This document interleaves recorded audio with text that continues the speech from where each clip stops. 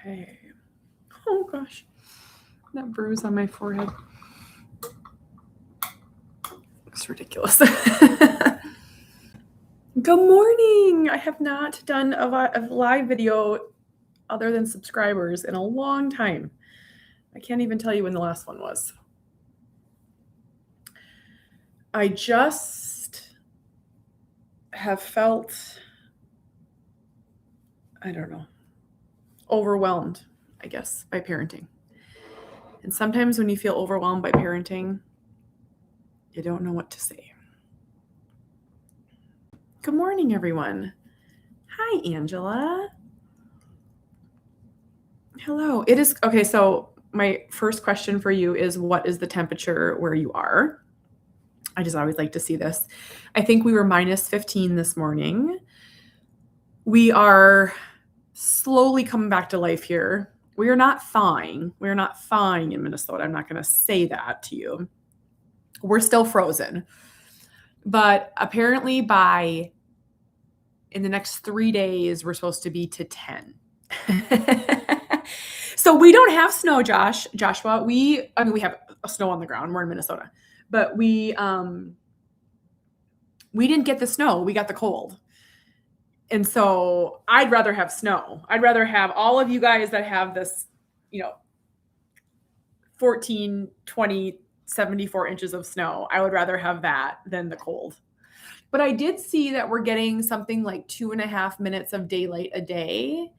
Maybe it's like up to 5:30 p.m. now. Don't quote me on that because I just saw it. I might be misremembering it. But I always say, if I can make it to daylight savings in March, I've survived the winter. That is my check mark. Like if I make it to where it's light in the evening, I can make it. Oh, Natalie. Oh, but Celsius is different, right? Celsius is different. So I don't know what that is in Fahrenheit. Is it way worse? Philly is our goal temp. Yes, it is. Sorry. Just choked on something. Hi, Sarah. We had a tough morning over here. I always like to be really honest with parenting. I just think, why lie? I don't know. Why lie? And my second son recently turned 13, and I feel like I'm walking this line of reining him in. And I don't know if my friend Adrienne says I always say this, and I do. But I want to know if other people have experienced this and how you manage it. I feel like at 13, he has more than one foot out the door. Like he thinks he is a grown-up. He thinks that he is able to talk how he wants, do what he wants, stay up as late as he wants, eat what he wants. And we try to do a good job of reining him in, right? And I feel like I have these days and weeks where I feel like we're doing good. And then this morning, I felt like I lost control. And it's always like, get up. You start with, get up. Good morning, sweetheart. And then, good morning, sweetheart. It's time to get up. And then get up. And, getting him moving and getting him in the shower and, getting him, get your snack and get your oh my gosh. 13. What a delightful age, isn't it? And I didn't experience any of this. I have an older son, Cooper, but I was thinking about him a lot after I dropped the kids off at school.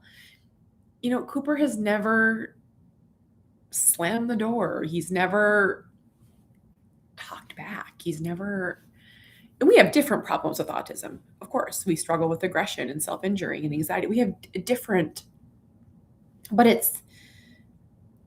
how do I explain it if you don't live it? Cooper is 15, but in some areas he's 2, in some areas he's 10, in some areas he's 6. And there's nothing really emotional, cognitive, social behavior that's 15. I don't imagine. So this feels like such new territory. And I think he packs his own snacks. He does. I think one of the things that even Harbor does, Harbor's 7 and he packs his own snacks. He's so cute. Oh my gosh, Harbor is so cute. But I think one of the things that we need to do is we need to just lock down this cell phone. Not even what he's looking at, but just how late he's staying up. And I know that you can do it from the family app, but the problem is that my husband is managing it and he can't figure it out. And I don't know why he can't figure it out. So has anyone ever tried that brick? Have you heard about that? Like where you like brick your phone? Is that a thing? You know, I know that we should just take the phone away at bedtime. And I want to say that's, again, to be truthfully honest, taking away the phone is exactly what we should do. And we do. And then we forget because we're managing Winnie and Harbor. And then it slips to 9:30 and then it slips to 10. And I think, it just takes really consistent parenting. Of course. I mean, I can say all the right things to you. Consistent parenting. But consistent parenting comes with human error. And so I really wish that I had something. Everything I've heard about managing a phone from the family plan is that you can like shut the apps off at 9 p.m. or 8, whatever time. And for some reason, my husband can't figure it out. And so I need to figure this out. This needs to be top priority today.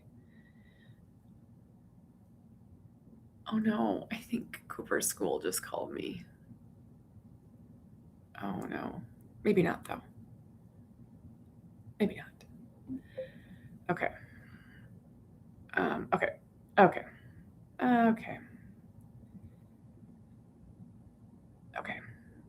I have to hop off. I think my son's school just called, so I'm going to manage that. I may or may not be back if I have to pick up my sweet little boy from school. Never a dull moment, but I do want to finish this conversation because I think parenting is just this teenage stuff. And then I also want to ask you about, I'm writing this guidebook for parenting autism. And if there's just certain topics that you just desperately would love to read about, I would love to know what those are. So I'll come back. Okay, bye.